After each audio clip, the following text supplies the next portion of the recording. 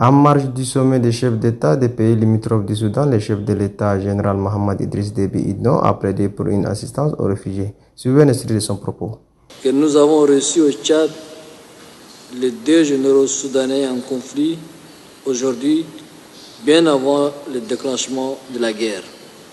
Nous avons maintenu le contact avec eux et nous les avons appelés à maintes reprises au cessez-le-feu et à choisir la voie de pourparlers pour trouver une issue pacifique à la crise qui secoue leur pays. Notre démarche visait à l'origine à éviter la guerre au Soudan.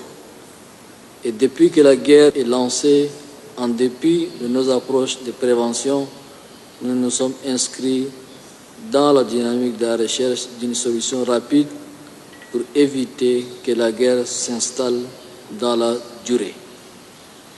Nous restons convaincus de la pertinence de notre démarche et nous appelons les pays limitrophes qui subissent les conséquences néfastes de cette guerre à une plus grande implication en faveur des règlements pacifiques et du retour de la sérénité au Soudan sans se glisser dans une ingérence outre mesure.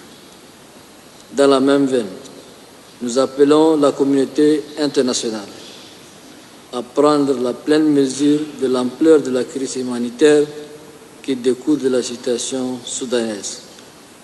Les agences humanitaires doivent en toute responsabilité porter à temps toute l'assistance nécessaire à ces réfugiés laissés pour compte.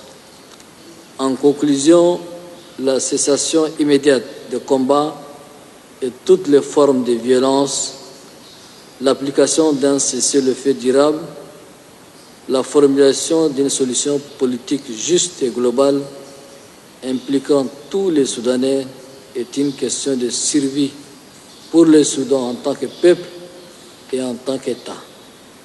Les espoirs et les aspirations légitimes du peuple soudanais en matière de sécurité, de prospérité et de stabilité n'ont pas de prix. Il y va aussi de l'intérêt supérieur de tous les pays de la région. Le Premier ministre de transition, chef du gouvernement d'Union nationale, Sadek Ibzabo, a reçu ce 14 juillet 2023 une délégation de la Banque mondiale conduite par la directrice des opérations pour les pays du Sahel, Madame Clara Ana de Souza. Suivez le reportage de nos confrères de la télévision nationale. Nommée directrice des opérations de la Banque mondiale pour les pays du Sahel le 1er juillet 2021, Clara Ana Coutinho de Souza effectue une mission officielle au Tchad. Son principal objectif, veiller au respect des normes et de la bonne exécution de programmes et projets financés par son institution au profit des bénéficiaires directs que sont les populations. C'est à juste titre que la directrice des opérations de la Banque mondiale pour les pays du Sahel vient s'entretenir avec le chef du gouvernement sur les programmes financés par la Banque mondiale au Tchad et réitérer surtout l'appui de la Banque mondiale au Tchad.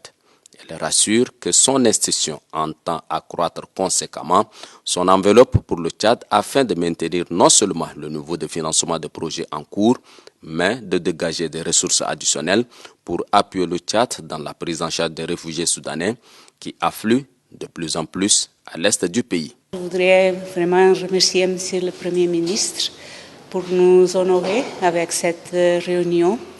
Je suis ici dans le contexte des visites routinières que nous faisons pour discuter sur le programme de la Banque mondiale avec le Tchad, avec les autorités.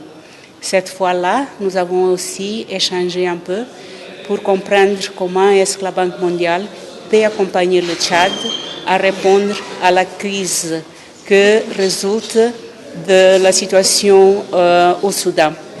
Donc la réunion était vraiment pour échanger, pour discuter comment continuer à travailler ensemble et trouver des solutions pour les problèmes de la population tchadienne. Basée à Bamako, au Mali, Clara Ana Coutinho de Souza, directrice des opérations de la Banque mondiale pour les pays du Sahel que sont le Mali, le Burkina Faso, le Niger et le Tchad, renouvelle au Premier ministre Sadek Ibzabo l'engagement de la Banque mondiale à aider le Tchad dans cette seconde phase de transition. Et puis l'artiste Andy H de l'Afrique United a animé une conférence de presse le 13 juillet 2023, une conférence relative à l'annonce de son nouveau album single.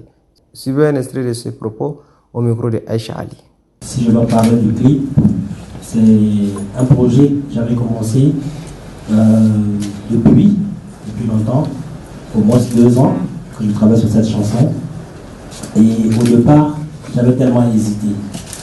J'ai hésité parce que par rapport à notre origine en tant que Tchadien, vu que à chaque fois qu'on veut aller au-delà de nos limites, on nous fait croire que nous ne sommes pas capables de le faire.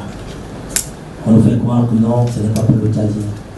Parce que le Tchadien, pour lui, c'est toujours ce qui est minime, ce qui est petit. Et j'ai passé des moments de doute, mais à chaque fois, ça me revient parce que j'ai un message que je veux transmettre. Et ce message, c'est parce que j'ai eu des vécus. J'ai eu des vécus à travers le groupe Décibel. Nous avons traîné dans les zones des pays de la sous-région pendant toute notre carrière. À chaque fois qu'on a envie d'enregistrer, on s'envole au Nigeria, au Cameroun ou ailleurs. On essaie avec les moyens du bord, on essaie toujours de sortir quelque chose qui sera accepté aussi ailleurs qu'ici. Donc, la raison pour laquelle, pendant tous ces moments, on rencontre des difficultés dans les frontières, quand on voyage.